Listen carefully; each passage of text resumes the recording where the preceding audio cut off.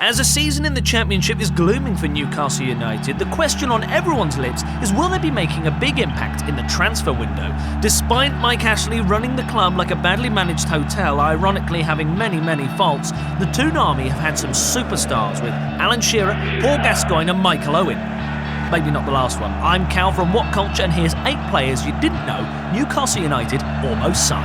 Number 8, Zinedine Zidane. Many of you will recall Blackburn owner Jack Walker infamously quizzing manager Kenny Dalglish in 1995 on why on earth he'd want to bring a young Zinedine Zidane when he'd already possessed the talents of Tim Sherwood. Lesser known is that Newcastle also poo-pooed the chance to sign the then 24-year-old for a measly $1.2 million from Bordeaux in 1996.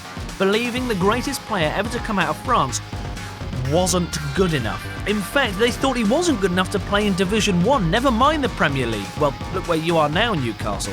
One of the biggest oversights in Newcastle's history. Number 7, Rivaldo. It was summer of 2002 that club legend Sir Bobby Robson newly knighted and a spring in his step after guiding everybody's soft spot club Newcastle, okay, maybe not Sunderland, into the Champions League.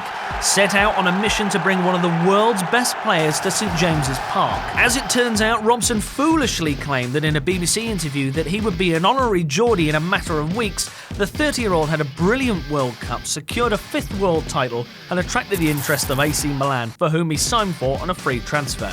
Rivaldo slipped through our fingers. Number 6, Wayne Rooney. Remember the days when the Toon Army had a chairman with the ambition to deliver the world's best players to St James's Park? Ah, the good old days. Well, one of Freddie Shepherd's chosen ones was the teenage Wayne Rooney way back in 2004. Fresh from the sale of Jonathan Woodgate and a £30 million burning a hole in his pocket, Shepherd wanted to compete with Manchester United for Rooney's signature. Seeing bids of £23.5 million rejected by the Toffees, it said that Rooney would have joined the Magpies, such was his desperation to leave Goodison Park. Sir Alex Ferguson, however, made an offer to his hometown club that he couldn't refuse, and we lost him. But don't panic. 6 months later, we signed a £16 million Michael Owen, and the rest is history. An injury-brimmed history. Number 5, Luis Figo. 2005 was the year, 32 was Figo's age.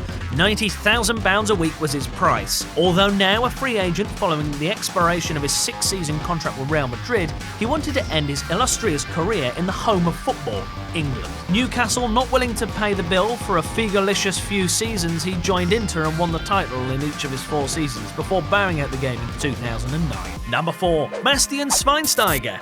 The failure to sign Schweinsteiger is widely regarded as the straw that broke the camel's back for Keegan and his second spell at the club. Mike Ashley's flat-out rejection of the suggestion of the German international, instead sanctioning the loan signing of Gonzalez and blowing $5.7 million on the useless Zisco. Keegan quit his post. At the time, Schweinsteiger was free to leave Bayern Munich for a bargain £3 million and would eventually go on to be remodelled as a holding midfielder.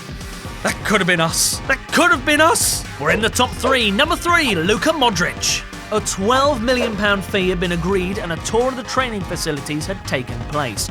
Nothing could go wrong. Yet there was one tiny snag, and his name was Keegan. Apparently, our ex-manager didn't want to sacrifice a chunk of his $50 million transfer budget on Modric, despite Arsenal, Chelsea, Tottenham and Barcelona sniffing around. Instead, we signed Guthrie and Gutierrez before Dennis Wise lumbered in with Nacho Gonzalez on deadline day. Modric joined Tottenham for $16.5 million and is now a regular for Real Madrid. Keegan quit and Newcastle were relegated. Some would call that a lucky escape. Number 2, George Weah. In January 1995, Keegan stunned the world of football when he decided to flog Andy Cole to Manchester United, despite the player not asking to leave and no replacement lined up. Why did you do that, Keegan? It was Andy Cole! Andy Cole! Andy Cole! Andy Cole. Why did you get rid of him, Keegan? It wasn't until the following summer that the £7 million banked from the sale of Cole was spent to fund a replacement. Les Ferdinand. But there was a player in Keegan's mind before Sir Les arrived to the Toon. A powerhouse scoring goals for fun, George Weah was the man in Keegan's crosshairs. Weah later admitted that he was enticed by a move to Tyneside, saying, "I wanted to weigh up all possibilities and would not have signed the paper in Milan had I have known Newcastle were interested." Number 1. Ibrahim Ba. During the early noughties, Sir Bobby sought a winger to supply a regular stream of ammunition to the unstoppable Alan Shearer in the 2000-2001 campaign. Ba was close to joining the Toon for $5.2 million, but reportedly failed a medical due to a long-standing knee injury. Ba stated Newcastle said that no one would insure a player in my condition and that the deal was off. How can I accept jibes about my fitness from Gullit, a man who was injured more times than anyone? When Robson came calling, Ba didn't fancy swapping to St James from Milan, something he would later regret, rocking up at 4 clubs in as many years, hanging up his boots in 2008. Know of any other top talent that nearly joined the Magpies? Let us know in the comments below, and don't forget to like, share and subscribe.